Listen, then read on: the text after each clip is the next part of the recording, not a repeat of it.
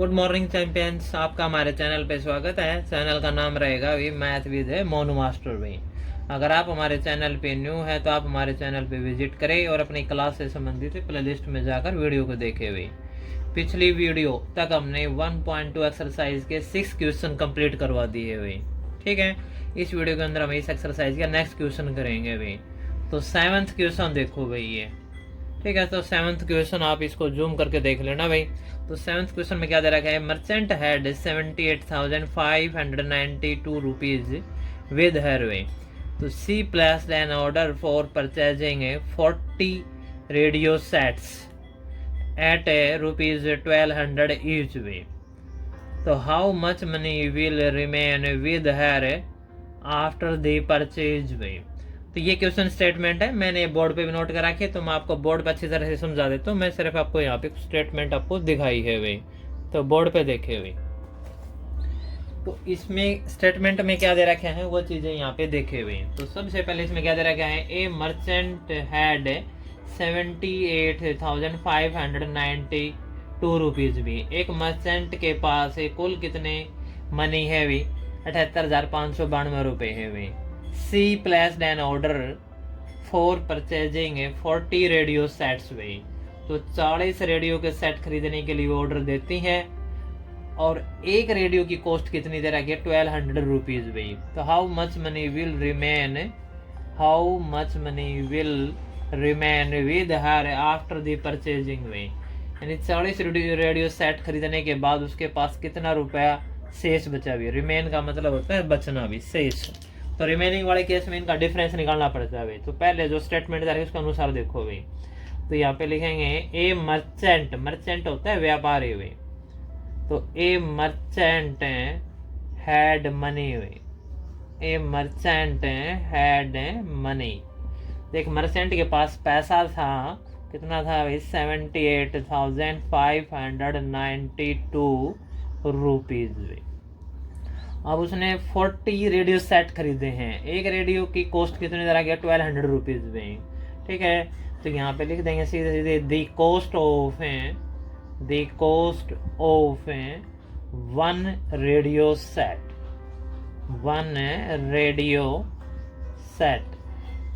The cost of. ठीक है, the cost of one radio set की कॉस्ट कितनी दे रखी है, 1200 रुपीज भी। ये स्टेटमेंट में दे रखा है, आप स्टेटमेंट एक दो बार देखोगे आराम से समझ में आ जाएगा भाई। हाँ भाई, यहाँ पे 40 रेडियो सेट की कॉस्ट निकालेंगे भाई।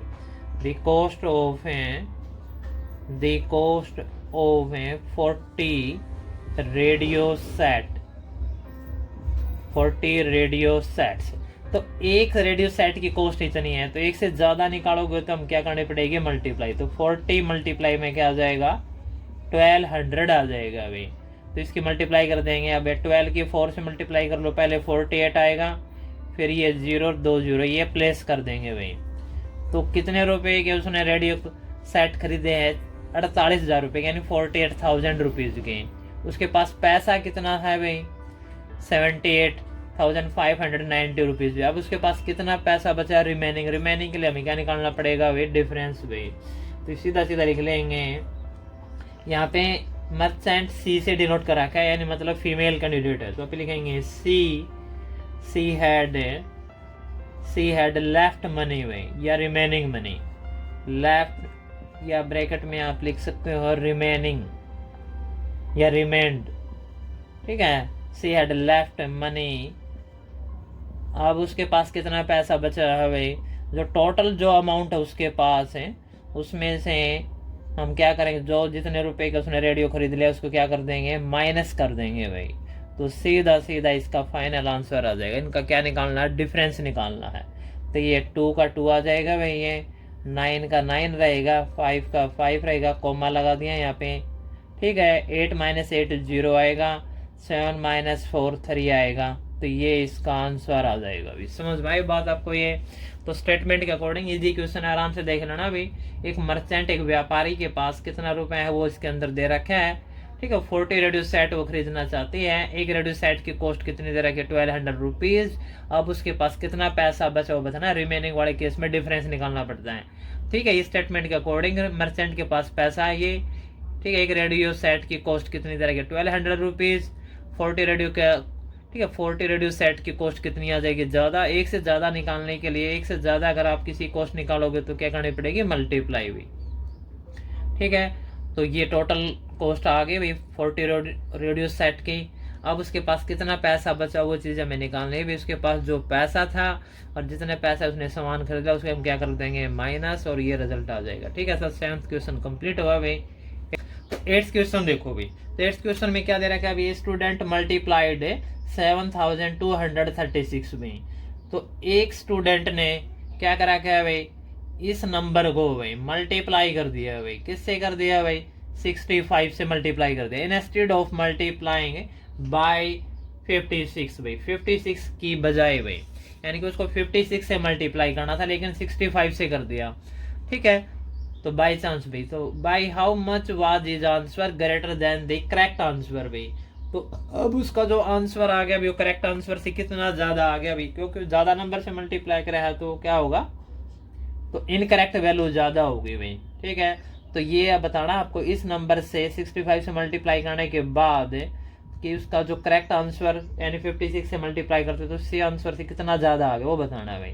तो इनके अलग अलग से भी आप मल्टीप्लाई करके देख सकते हो भाई, जैसे इसे, ठीक है, तो इसका जो आंसर होगा भैया, सॉल्यूशन होगा भाई, क्या होगा भाई, 7236 को 65 से मल्टीप्लाई कर देंगे भाई, और फिर जो रिजल्ट आएगा, ठीक है, इसकी भी अलग से एक बार मल्टीप्लाई करके देख लो। 7236 की हमें 56 से मल्टीप्लाई कर देंगे, इसकी अलग मल्टीप्लाई करो, इसकी अलग करो, फिर जो भी आएगा उसको डिफरेंस कर दो। ये तो रहेगा लॉन्ग प्रोसेस, तो आप इसको डायरेक्ट भी कर सकते हो भाई। ठीक है, तो डायरेक्ट आने का प्रोसेस क्या रहेगा, इसका सीधा सीधा इसके अंदर से हम माइनस कर देंगे। 7236 मल्टीप्लाई में क्या हो जाएगा 56 भी, इसको अलग से मल्टीप्लाई करने की आवश्यकता नहीं रहेगी।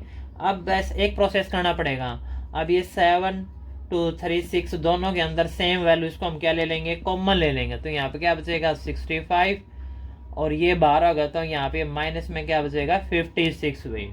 अब 7236, हाँ यहाँ पे अब 65 में से 56 क्या कर देंगे माइनस में। ठीक है, तो आपका क्या आ जाएगा अभी 9 आ जाएगा भाई, 65 में से 56 का तो क्या बचेगा आपका 9 बचेगा। आगे बात समझ में। अब इसकी मल्टीप्लाई कर दो, अब इसका आंसर आ जाएगा। तो आप इसकी अलग से भी मल्टीप्लाई करके देख सकते हो। अब तो 723, ठीक है, 36 भाई, इससे 9 से मल्टीप्लाई कर लेना नॉर्मल भाई। तो 9 6 के 54, ठीक है, 5 कैरी आ जाएगा, 9 3 27 और 5 32, 3 कैरी आएगा अभी, 9 दिन 18 और 3 21, 2 कैरी आएगा, 9 से 63 और 2 कैरी 65 में। तो ये इसका आंसर आ जाएगा। आप इसकी मल्टीप्लाई करके देख लेना भाई, यही आएगा 65,124 भाई। समझ में आई बात आपको। ये इन दोनों की अलग से मल्टीप्लाई करने की आवश्यकता नहीं पड़ेगी, इसका रिजल्ट यही रहेगा। ठीक है, इसमें बोला यह गया था कि भी ये जो नंबर दे रहा है इसको 65 से मल्टीप्लाई कर दिया, लेकिन करना किससे था 56 से। अब आंसर आपका क्या आ गया, ये करेक्ट आंसर के अनुसार रिजल्ट आ गया। कितना ज्यादा आ गया, यानी रिक्वायर्ड आंसर भी आपका जो इसके अंदर जो पूछा गया है वो क्या आ गया, इसका रिक्वायर्ड आंसर भी। ठीक है, तो 8th क्वेश्चन आपका कंप्लीट हो गया भाई। आगे बात समझ में आपको। ये अगर आप 65 से इसको निकाल मल्टीप्लाई करोगे तो वो तो आएगा इनकरेक्ट है, और 56 से मल्टीप्लाई करोगे तो आपका आएगा करेक्ट भाई। लेकिन दोनों ये पूछा है कि ये आंसर कितना ज्यादा आएगा, तो वो हमें बताना था इनका डिफरेंस। तो इसकी अलग से मल्टीप्लाई करने की आवश्यकता नहीं पड़ी, सिर्फ हमने क्या इस प्रोसेस में लिखा, ये हमने कॉमन ले लिया, ये इसका डिफरेंस अगर सीधा सीधा इसकी कैलकुलेशन कर दी। ठीक है, तो 8th क्वेश्चन कंप्लीट हो गया भाई। देखो भाई, आपका 8th क्वेश्चन कंप्लीट करवा दिया है भाई, 9th क्वेश्चन आ गए भाई। तो पहले बुक में देखो भी, इसको जूम करके देख लेना भाई। तो इसमें क्या दे रहा है, टू स्टिच ए शर्ट भी 2 metre 15 centimetre cloth is needed, out of 40 metre cloth है, how many shirts can be stitched and how much cloth will remain वे। इसमें भी दे रखा है अभी कन्वर्ट डाटा इन सेंटीमीटर वे। ठीक है, तो मैंने बोर्ड पे भी क्वेश्चन नोट करा क्या, तो आपको बोर्ड पे इसको समझा दिया जाएगा, आप बोर्ड पे देखे हुए। इसमें क्या दे रखा है, देखो अभी to stitch a shirt 2 metre 15 centimetre, to stitch a shirt, इसका मतलब शर्ट बनाने के लिए भी, स्टिच का मतलब शर्ट सिलने के लिए भी कितना कपड़ा चाहिए भाई 2 मीटर 15 सेंटीमीटर भाई, यानी कि 2 मीटर 15 सेंटीमीटर में एक शर्ट बन के तैयार हो जाती है भाई। क्लॉथ इज नीडेड भाई आउट ऑफ 40 मीटर भाई। तो उसके पास टोटल कपड़ा कितना है, 40 मीटर है भाई। आउट ऑफ 40 मीटर क्लॉथ है, हाउ मेनी शर्ट्स, तो 40 मीटर क्लॉथ में कितनी शर्ट बढ़ेगी ये बतानी है एक तो, और कितना कपड़ा शेष रह जाएगा वो बताना है भाई। यानी कि शर्ट है, यानी 40 मीटर की कंप्लीट शर्ट कितनी बन जाएगी और बाकी कपड़ा कितना बचेगा वो हमें बताना है। तो इसके लिए पहले हमें इसको सेंटीमीटर में कन्वर्ट करना पड़ेगा भाई, ठीक है।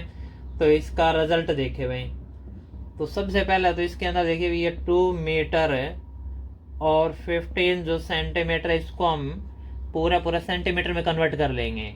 तो इसके क्या है 2 मीटर भाई, जो 2 मल्टीप्लाई में 1 मीटर में कितना सेंटीमीटर होता है, 100 सेंटीमीटर होता है। इसको 100 से मल्टीप्लाई कर देंगे, ठीक है। अब ये बनेंगे सेंटीमीटर और प्लस में कितना है 15 सेंटीमीटर, और इसका रीजन यही रहेगा भाई 1 मीटर इज इक्वल टू कितना होता है 100 सेंटीमीटर भाई, ठीक है। 1 मीटर में 100 सेंटीमीटर होता है, तो 2 मीटर में 200 हो जाएगा। तो यह आ गया आपका भाई 200 सेंटीमीटर प्लस में 15 सेंटीमीटर, तो इज इक्वल टू कितना आ जाएगा आपका भाई, ये आपका आ जाएगा 215 सेंटीमीटर भाई। यानी कि एक शर्ट के लिए जो कपड़ा जो रिक्वायर्ड है उसके लिए 215 सेंटीमीटर लग रहेगा अभी, ठीक है। तो यहाँ पे लिख देंगे भाई, ये भी रिजल्ट है रिक्वायर्ड क्लोथ में, रिक्वायर्ड क्लोथ है, रिक्वायर्ड क्लोथ है 4 है 1 शर्ट भाई, रिक्वायर्ड क्लोथ है 4 है 1 शर्ट। तो एक शर्ट के लिए जो कपड़े की जो आवश्यकता है, ठीक है, रिक्वायर्ड क्लोथ कितनी है 215 सेंटीमीटर रहेगा। और टोटल जो इसके पास ये दे रखा है भैया, टोटल क्लोथ जो दे रखा है, ये टोटल क्लोथ कितना गिवन है यहाँ पे, टोटल क्लोथ है 40 मीटर है। तो 40 मीटर क्या अगर हम सेंटीमीटर बढ़ाएंगे तो इसको क्या करेंगे 100 से मल्टीप्लाई कर देंगे। अब क्या बनेंगे इसके सेंटीमीटर में। तो अब हम क्या करेंगे 40 और 100 की कैलकुलेशन करेंगे मल्टीप्लाई पे, तो ये आ जाएगा 4000 सेंटीमीटर आ गया भाई। अब हमें नंबर ऑफ शर्ट्स बताने हैं भाई। नंबर ऑफ शर्ट्स के लिए सीधा सीधा हम क्या करेंगे, जो टोटल क्लॉथ है और एक शर्ट के लिए जितना कपड़ा चाहिए उससे हम क्या करेंगे इसको डिवाइड कर देंगे। तो इसको हमें क्या करना पड़ेगा, डिवाइड प्रोसेस लगाना पड़ेगा। तो यहाँ पे इसको डिवाइड लगा दो भाई, ठीक है। तो डिवाइड लगाने से इसका सभी रिजल्ट कंप्लीट हो जाएंगे भाई। तो 4000 को हमें 215 से डिवाइड लगाएंगे, तो डिवाइड लगाने का प्रोसेस ठीक ठाक रहेगा, बस इसको मल्टीप्लाई कर करके देखने है भाई। अब इसको डिवाइड लगाने प्रोसेस में क्या रहेगा, 215 को हमें 1 से मल्टीप्लाई करेंगे तो यही आएगा, इसके हम 2 से मल्टीप्लाई करेंगे तो कितना आ जाएगा 430, ज़्यादा हो जाएगा इसलिए कितना जाएगा, ये 1 पे ही जाएगा भाई। तो ये आ जाएगा 215। अब इसमें से इसको डिफरेंस करेंगे तो 10 - 5 5 आएगा, यहाँ पे कैरी इसको दिया तो 9 - 1 8 आएगा, यहाँ पे 3 - 2 1 आएगा। इसका डिफरेंस कर दिया हमने भी। अब ऊपर से 0 उतार लेंगे भाई, ठीक है, इसको हटा देंगे, ये हमने आपको समझाने के लिए बताया था भाई। अब इसके बाद देखो भाई कितने बजाएगा भाई, ये इसको कैलकुलेशन करके देखनी पड़ेगी भाई।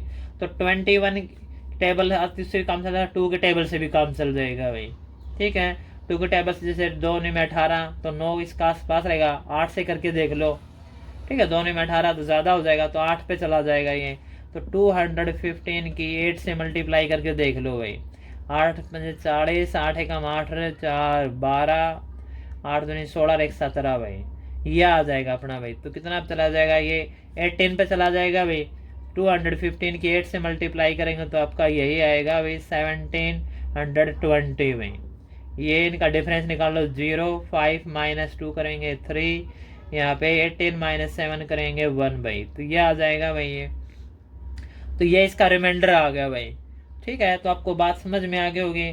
तो इसमें जो कंप्लीट जो शर्ट बनेगी भाई, तो नंबर ऑफ शर्ट बनेगी 18 भाई, और रिमेनिंग क्लॉथ कितना बचेगा 130 सेंटीमीटर भाई, ठीक है। तो यहाँ पे आप 2 लाइनिंग लिख सकते हो भाई, ठीक है, नंबर ऑफ शर्ट्स भाई। तो यहाँ पे क्या लिखे जाएंगे भाई, नंबर ऑफ शर्ट्स। तो यहाँ पे लिखेंगे नंबर ऑफ शर्ट्स, जो शर्ट्स बने हैं इसके अंदर है वो इसका जो क्विसेंट होगा वो बनेंगे भाई, 18 शर्ट कंप्लीट बनेंगे भाई। जो रिमाइंडर बच गया वो आपका क्या बच गया भाई, रिमेनिंग क्लॉथ बच गया भाई। तो यहाँ पे आ जाएगा रिमेनिंग क्लॉथ भाई, ठीक है। तो रिमेनिंग क्लॉथ्स तो रिमेनिंग क्लोथ जो शेष कपड़ा बचा है वो कितना बच गया भाई, 130 सेंटीमीटर में बचा, क्योंकि आपका रिजल्ट हमने सेंटीमीटर में निकाला है। अब 130 सेंटीमीटर को हम क्या लिख सकते हैं, 1 मीटर एंड 30 सेंटीमीटर भी, तो ये आंसर आ जाएगा भी। समझ में आई बात आपको ये। तो पहले इसको 2 मीटर 15 सेंटीमीटर को हमने पूरा सेंटीमीटर में कन्वर्ट कर दिया भाई। तो ये क्या था, एक शर्ट बनाने के लिए कपड़े क्या हो सकते हैं, रिक्वायर्ड क्लॉथ फॉर 1 शर्ट भाई 215 सेंटीमीटर आ जाएगा। टोटल क्लॉथ कितना गिवन है यहाँ पे भाई, 4000 सेंटीमीटर, 40 मीटर है, इसके हमने सेंटीमीटर बना दिया। अब आपको पता है नंबर ऑफ है, अगर आपको शर्ट से या नंबर ऑफ जो भी है आर्टिकल निकालना, डिवाइड लगाना पड़ेगा भाई। तो ठीक है, तो 4000 को हमने 215 से डिवाइड लगा दिया, डिवाइड लगाने का प्रोसेस ये रहेगा। तो ये क्या बच गया था, रिमाइंडर। तो यहाँ पे क्या लिखेंगे, ये क्या है, रिमाइंडर। ठीक है, तो जो रिमाइंडर बचेगा वही इसका क्या होगा, कपड़ा बचेगा भाई। तो रिमेनिंग क्लॉथ ये हो जाएगा, और ये जो क्वेश्चन आ गया ये नंबर ऑफ शर्ट्स आ गए भाई। समझ में आ गई बात आपको ये। तो ये आपका क्वेश्चन कंप्लीट होता है भाई। तो इस वीडियो तक हम यही इतने ही क्वेश्चन करेंगे भाई। अगर आपको वीडियो अच्छे लगते हैं इसको लाइक और शेयर कर देना भाई। ठीक है, मन करके पढ़ते रहिए भाई, आगे बढ़ते रहिए भाई। जय हिंद, जय भारत भाई।